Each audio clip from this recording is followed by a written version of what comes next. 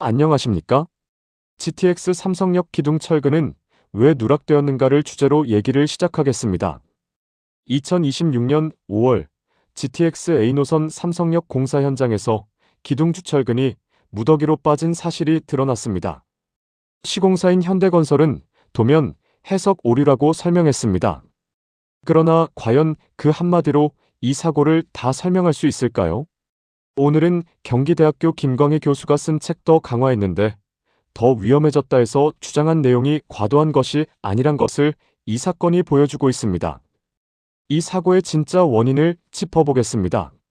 이 책의 부제인 서류만 늘고 실측은 사라진 건설 현장의 역설이 바로 이번 사고의 핵심을 꿰뚫습니다. 먼저 무슨 일이 있었는지 정리하겠습니다. 사고가 난 곳은 서울 강남구 영동대로 지하공간 복합개발 309 GTX A노선 삼성역 광역복합환승센터 현장입니다. 발주처는 서울시 도시기반시설본부, 시공은 현대건설, 책임사업관리는 사만이 맡았습니다. 문제는 지하 5층 승강장 기둥에서 발생했습니다. 설계도면에는 주철근을 2열로 배근하도록 되어 있었는데 실제 현장에서는 1열로만 시공됐습니다. 더 심각한 것은 이것이 한두 기둥의 문제가 아니라는 점입니다. 기둥 80개 가운데 50개가 구조 안전성 기준을 충족하지 못했고 누락된 주철근은 약 178톤, 개수로는 약 2,500개에 이릅니다.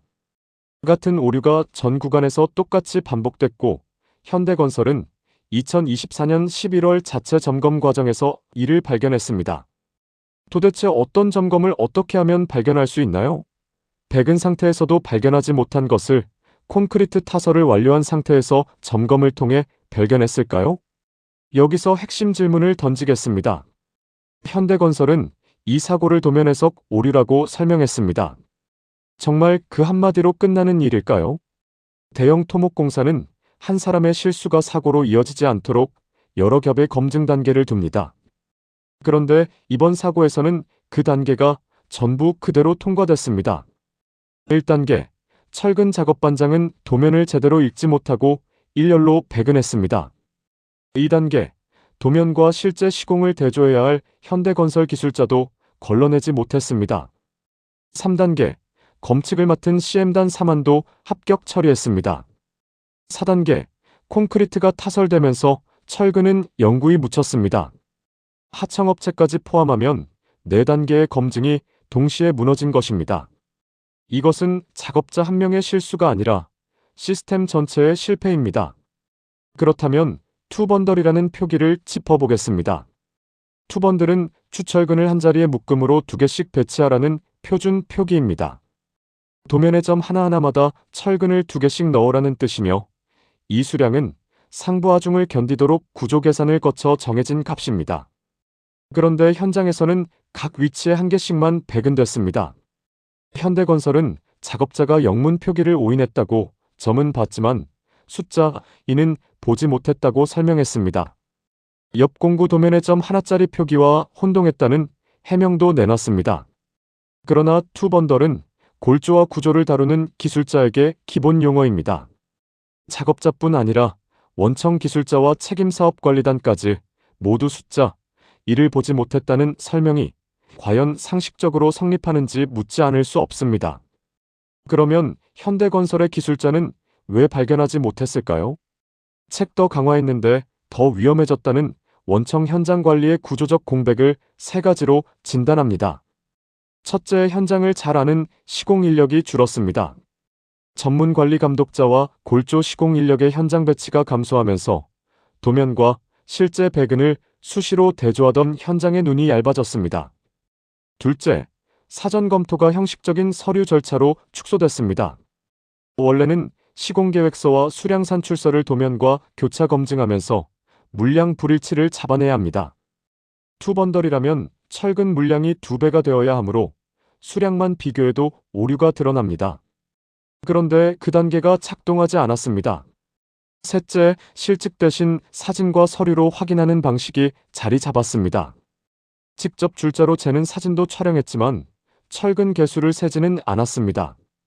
책의 표현을 빌리면 관리는 강화됐지만 관리자의 눈은 현장에서 사라진 것입니다. 다음은 감리, 즉 CM단입니다. 감리단 3화는 시공사로부터 검측 요청서를 받아 체크리스트에 따라 합격 판정을 내렸습니다. 절차는 분명히 거쳤습니다. 그런데 왜 사고를 거르지 못했을까요? 책은 검측 체크리스트의 형식화를 세 가지로 지적합니다. 첫째, 많은 현장이 표준 양식을 그대로 사용해 그 현장만의 설계 내용을 반영하지 못합니다.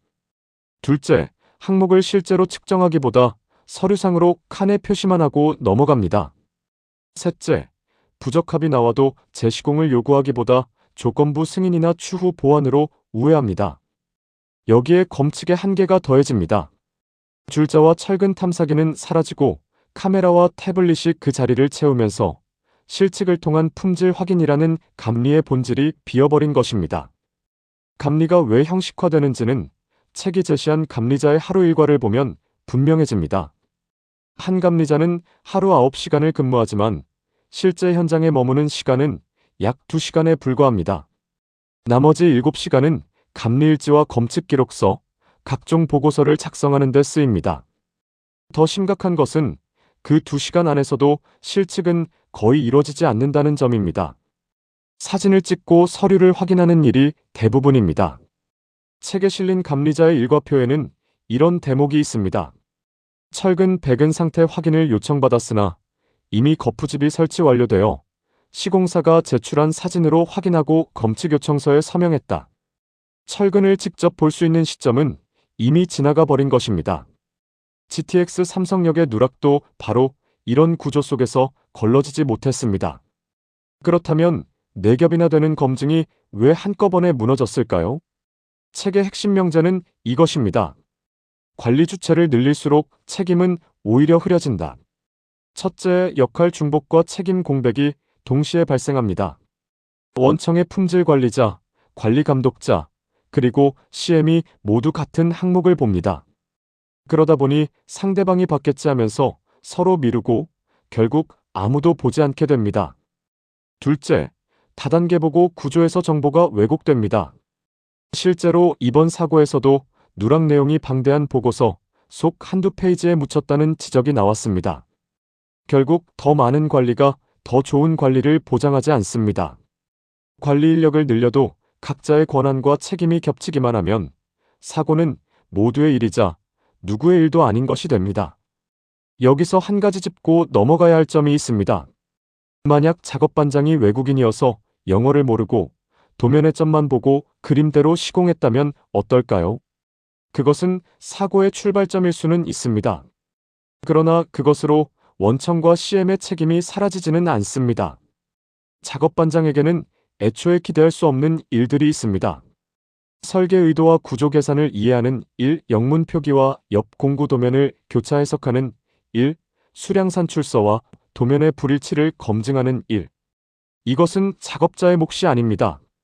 바로 그렇기 때문에 원청과 CM이 존재하는 것입니다. 도면을 재확인하고 작업자에게 정확히 지시하는 일, 배근이 끝난 시점에 현장에서 직접 개수를 세는 일, 콘크리트를 붓기 전 되돌릴 수 있을 때 합격 여부를 판정하는 일. 이 일들이 제대로 됐다면 사고는 막을 수 있었습니다. 검측과 체크리스트가 그저 보여주기식 서류로만 남았다면 그것은 작업자의 잘못이 아니라 관리 시스템의 잘못입니다. 책임을 현장 말단으로 돌리는 순간 똑같은 사고는 다음 현장에서 또 반복됩니다. 이번 사고가 특히 뼈아픈 이유는 철근 백은 검측이 말 그대로 마지막 확인 기회였기 때문입니다. 철근은 콘크리트 구조물의 뼈대입니다.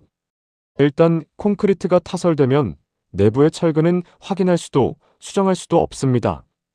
배근하고 검측으로 확인하고 타설하는 과정에서 검측 단계가 되돌릴 수 있는 마지막 순간입니다. 그런데 바로 그 순간에 오류를 놓쳤습니다. 그 결과 사후에 발견하고 보강하는 수밖에 없게 됐습니다. 현대건설은 기둥 외부를 22mm 강판으로 감싸 용접하는 보강공법을 내놨고 추가 공사비 약 30억 원을 회사가 부담하기로 했습니다.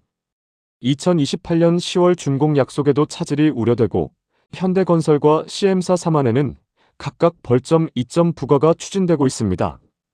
타설 전 도면 대조 한 번이면 막을 수 있었던 일을 타설 후에는 강판으로 감싸야 합니다.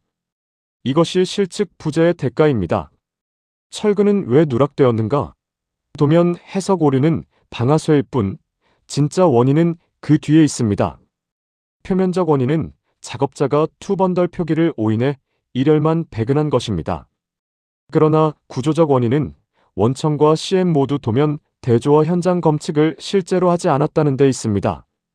그리고 근본 원인은 서류는 늘었지만 직접 보고 측정하는 실측의 눈이 현장에서 사라졌다는 것입니다. 무엇보다 동일한 오류가 50개 기둥에서 똑같이 반복됐다는 사실 자체가 이것이 개인의 실수가 아님을 증명합니다. 한 사람의 착오라면 한두 기둥에서 그쳤을 것입니다. 50개 기둥의 누락은 검증 시스템 전체가 작동하지 않았다는 명백한 증거입니다.